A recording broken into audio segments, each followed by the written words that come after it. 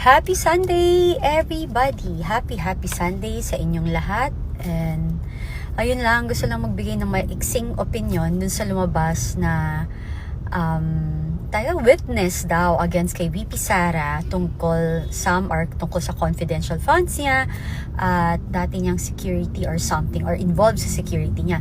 Una, nung nakita ko po yung statement niya or affidavit niya, makikita nyo na karamihan and yung paramihan sa pattern ng kanyang salaysay is dinisect din sa testimony na binitawan ni Guteza at saka ni Saldico. Parang ginaya lang, na iniba lang or tinwist ng konti ang mga storya.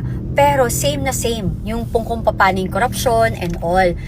Meron siyang isang malaking pagkakamali doon na kahit sinong may kakilala kay VP Sara ay alam na alam.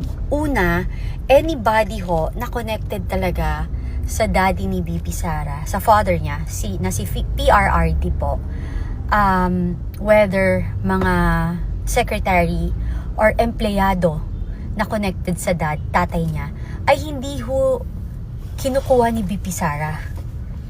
As hindi nakakaalam na sa mga taga Manila, is nung naging mayor po si VP Sara ng Davao, tinanggal niya ho lahat ng empleyado ng tatay niya at nagtalaga siya ng sarili niya kasi gusto niya talagang tao niya po. So ako, malaki ang pagdududa ko na this is well orchestrated lang. Second, di po natin alam, sa akin lang naman po ito, opinion ko po, na baka naman ho pinangakuan ang mamang iyan para makalabas siya.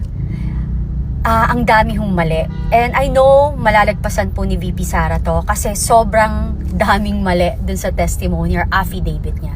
Magandang araw po sa inyong lahat and happy Sunday. God bless!